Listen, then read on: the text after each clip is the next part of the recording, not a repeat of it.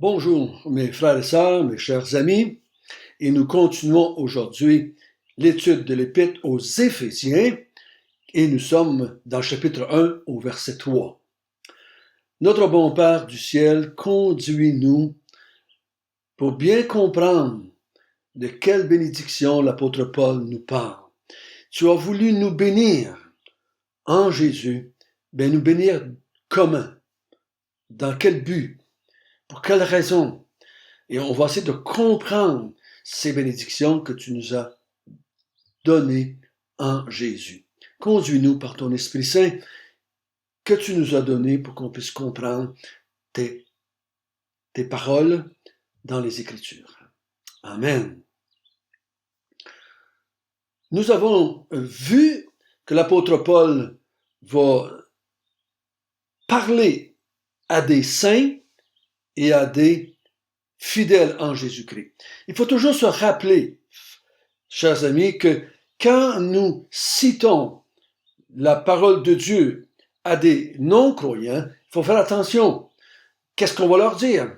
Parce que la majorité du Nouveau Testament a été écrit à des croyants. Donc, les auteurs prennent pour acquis que les gens qui reçoivent leurs lettres sont des croyants, qui croient à certaines choses déjà, qui croient qu'il y a un Dieu, qu'il y a un Messie, qu'il y a un ciel, qu'il y a un enfer, qu'il y a un Dieu, qu'il y a un diable. C'est des choses que les croyants comprennent et croient. Donc, automatiquement, il faut faire attention. Quand on parle à des non-croyants, nous sommes mieux de parler avec les évangiles. Parce que Jésus s'adresse à des non-croyants pendant son ministère de 3 ans. Nous avons vu hier que le premier verset, le verset 3, nous a fait réaliser qu'il y a des lieux célestes. Le monde vit comme s'il n'y avait pas de lieux célestes, en tout cas une partie du monde. Pendant toute cette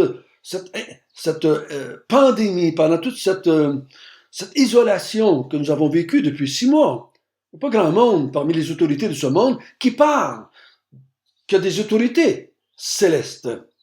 Et on va parler de cela, on va le voir. Et il parle ici, dans le chapitre 1, que nous sommes bénis dans les lieux célestes. Il va terminer son épître en parlant encore qu'il y a aussi des autorités mauvaises dans les lieux célestes qui veulent la destruction du peuple de Dieu, qui veulent s'attaquer à la gloire de Dieu. Donc, il faut réaliser ça. Et les chapitres 4, 5, 6 vont nous dire qu'on doit marcher dans ce monde, sachant qu'il y a des lieux célestes et manifestant qu'il y a des lieux célestes et qu'il y a quelqu'un dans les lieux célestes qui a impact. Le monde céleste a autorité ou domination sur le monde terrestre. Et c'est pour ça aussi que dans les lieux célestes, avant le commencement du monde, Dieu a fait des décisions qui vont avoir un impact sur le monde céleste, qui va décider de l'histoire de l'humanité. Donc, c'est ce que l'apôtre Paul a commencé à nous dire hier. Béni soit Dieu dans les lieux célestes, qui nous a bénis de toute bénédiction en Jésus-Christ avant la fondation du monde. Nous allons voir ce matin le verset 4 et le verset 5, du moins c'est mon idée. Nous allons voir comment ça va aller. L'apôtre Paul va décrire maintenant ses bénédictions et pourquoi Dieu a décidé de nous bénir et de quoi. On a vu hier que le terme « en lui » va être très important. Il va revenir très souvent dans les 3 premiers chapitres. Et comme j'ai dit hier, j'ose le répéter, nous n'étions pas bénissables. On va le voir au chapitre 2. On n'est pas bénissable par le fait qu'on a rejeté Dieu en Adam. On a rejeté l'autorité de Dieu, la domination de Dieu, le règne de Dieu, l'ascendant de Dieu sur nous. Et Dieu nous bénit, mais en Jésus. Il va nous bénir à travers Jésus. Il va nous bénir, ou il va bénir ceux qui sont en Christ, ceux qui croient en Christ. il ne peut pas venir, vous vous souvenez des versets de l'Ancien Testament où il parle que tes yeux sont trop purs pour voir le péché. Donc Dieu ne peut pas s'approcher du pécheur, ne peut pas s'approcher du rebelle, ne peut pas s'approcher de celui qui l'a rejeté, puis il dit, je vais te bénir quand même. Ça irait contre certains de ses attributs. Donc il décide, dans l'éternité passée, avant que le temps commence, avant que la fondation du monde, il décide qu'il va bénir certaines personnes en Jésus. La première bénédiction dont il parle au verset 4, en lui, en Christ, Dieu nous a élus avant la fondation du monde pour que nous soyons saints et irréprochables devant lui. Il nous a prédestinés dans son amour à être ses enfants d'adoption par Jésus-Christ selon le bon plaisir de sa volonté. En Christ, Dieu décide, avant la fondation du monde, de faire une élection, de faire un choix, de faire une genre de séparation. Il y a une masse de monde et il va décider, avant de les créer, il décide qu'il va élire, qu'il va choisir, qu'il va séparer certaines personnes. C'est ce qu'on a vu hier, qu'on a appelé le mot saint. Il décide de prendre une partie du monde qu'il crée pour les bénir en Jésus. C'est pas encore arrivé la chute, c'est pas encore arrivé la rébellion. Mais lui, connaissant toutes choses, sachant toutes choses, planifiant toutes choses, il va pas attendre que ça l'arrive, il va planifier son monde, sachant et voyant et décidant que ça se passerait comme ça. L'auteur ici ne nous parlera pas de l'implication de Dieu dans tout ce qu'on appelle la chute et le péché, mais il nous parle de ce que Dieu fait pour bénir des gens qui ont péché. Si vous voulez voir la chute, ou pourquoi c'est arrivé, allez dans Genèse, c'est là que ça s'est passé. Donc Dieu décide qu'il va prendre des personnes avant la fondation du monde pour que nous soyons saints et irréprochables devant lui. Donc, Dieu va prendre certaines personnes, il va en faire ses élus, il va les choisir, les séparer, pour qu'ils soient saints, séparés, et là le mot, on pourrait parler aussi de pur, mais je pense qu'il parle surtout ici dans le verset 4, pour qu'ils soient séparés, pour qu'ils soient à part des autres, et qu'ils soient aussi irréprochables devant lui. Donc, saint et irréprochable. Saint, on pourrait dire pur, on pourrait dire saint, parce qu'il n'y a rien, il faut comprendre ça. Il y a une mauvaise compréhension dans le monde, que on peut se présenter devant Dieu, Dieu nous accepte, j'entends ça même chez les croyants, Dieu nous accepte tel qu'on est. C'est pas vrai, c'est faux, Dieu nous accepte pas comme on est. On est des pécheurs. L'être humain est un pécheur. Dieu ne l'accepte pas comme il est. Il l'a choisi et il le transforme pour pouvoir être avec lui. Il n'acceptera pas le pécheur en sa présence. Il faut qu'il soit saint. Il faut qu'il soit irréprochable pour être en relation avec Dieu, pour être sous Dieu, avec Dieu, dans la présence de Dieu, en Christ. Dieu ne peut pas habiter et vivre avec des gens pécheurs. Ça serait d'oublier toute l'histoire de la Bible. Donc ne dites pas Dieu t'accepte comme tu es, ce n'est pas vrai. Pour que je puisse être avec lui, il a décidé avant la fondation du monde de m'élire et de me choisir et de me rendre saint et de me rendre irréprochable. On va voir comment il va faire ça. Mais il décide, je vais te rendre saint, pur, je vais te séparer des autres, je vais te rendre irréprochable, donc plus aucun reproche que je vais pouvoir... Parce que irréprochable, ce n'est pas aux yeux des hommes. C'est sans aucun reproche devant Dieu. C'est ce qu'il dit. Devant lui. Donc les gens peuvent bien dire, t'es gentil, t'es beau, t'es fine, t'es une bonne personne. Ils peuvent dire ce qu'ils veulent, les gens. L'apôtre Paul ici, ce qui l'intéresse, c'est de nous dire que Dieu, lui, décide que pour être en relation avec lui, pour faire partie de son peuple, je dois être saint et je dois être irréprochable. Ceci a été décidé avant la fondation du monde. Vous avez probablement un paquet de questions qui peuvent venir dans votre esprit par rapport à l'élection, à la prédestination, mais n'essayez pas de comprendre ce que le texte ne dit pas. On va essayer de comprendre seulement ce que le texte dit ici. Avant la fondation du monde, Dieu a fait un choix, il a élu des gens pour les rendre saints et irréprochables devant Dieu. Donc, c'est pas, ça nous dit qu'on n'était pas saints, puis qu'on était répréhensibles, qu'il y avait des reproches à faire. Sans ça, pourquoi vouloir nous faire de nous des gens saints et irréprochables si on était déjà saints et sans reproche? Donc, il va faire de quoi pour, on va voir un peu plus loin, il va nous dire pourquoi il le fait. Il y a des raisons. Et les raisons, c'est pas « Oh François, je t'aime tellement, je vais faire de quoi pour toi? » Non, il y a quelque chose de plus grand que ça. C'est pour révéler sa propre personne qu'il va faire ça. C'est pour montrer qui il est. On va voir aux hommes, mais aussi dans les lieux célestes. Il va dire au chapitre 3, afin que les dominations dans les lieux célestes connaissent la sagesse de Dieu. Donc Dieu veut que le monde céleste, le monde dans les lieux célestes, sache quelque chose à son sujet.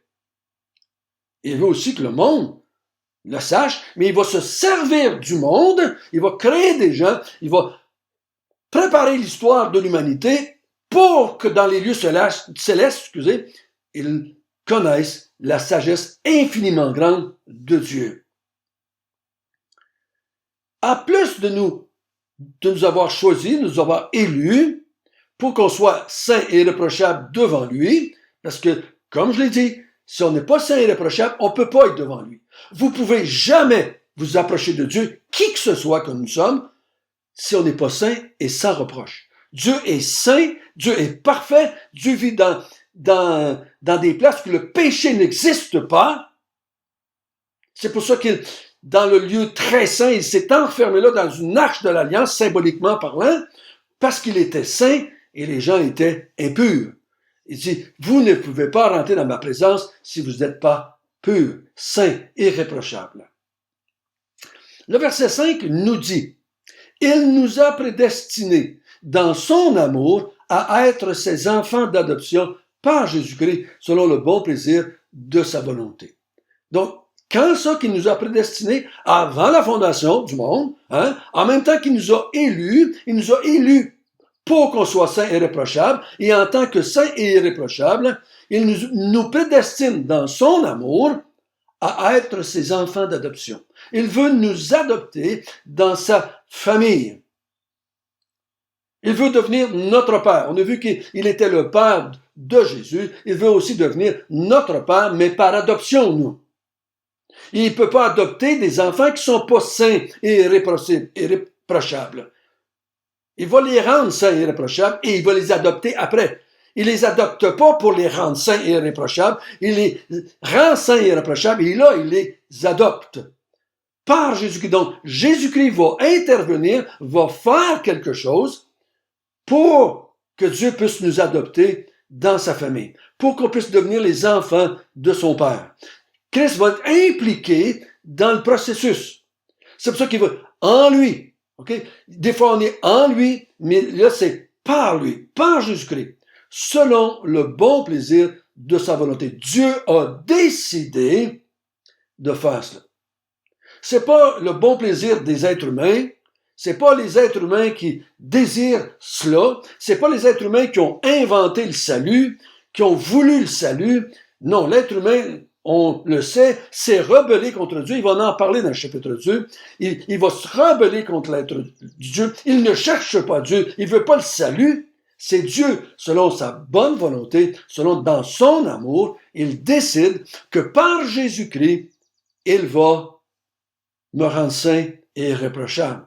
Il va faire de moi son enfant. Donc, c'est lui, dans l'amour qu'il a, à cause qu'il est amour, Il veut manifester cet attribut de sa personne. Il est amour.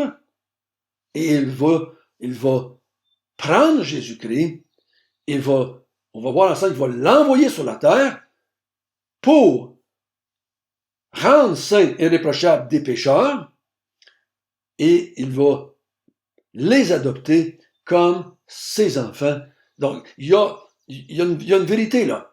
On n'est pas juste des élus, on n'est pas juste des saints, on n'est pas juste des irréprochables, parce que Dieu aurait pu nous rendre saints et irréprochables et nous laisser là, à part de lui, mais il ne fait pas juste nous rendre saints et irréprochables, il nous emmène dans sa famille en relation avec lui comme des enfants avec un père.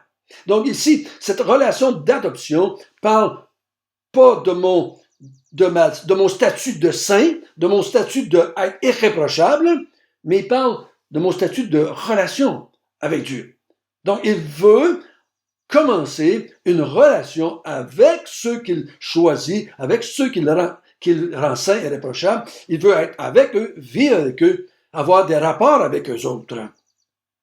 Comme un père a des relations avec un enfant. Le mot prédestiné, ici, c'est un destin prédéterminé. Il a prédestiné, il a déterminé, il a écrit mon destin, le destin de ceux qu'il a élus, qu'il va rendre saints, qu'il va rendre irréprochables par Jésus-Christ. Il a un destin pour eux autres, c'est être ses enfants d'adoption.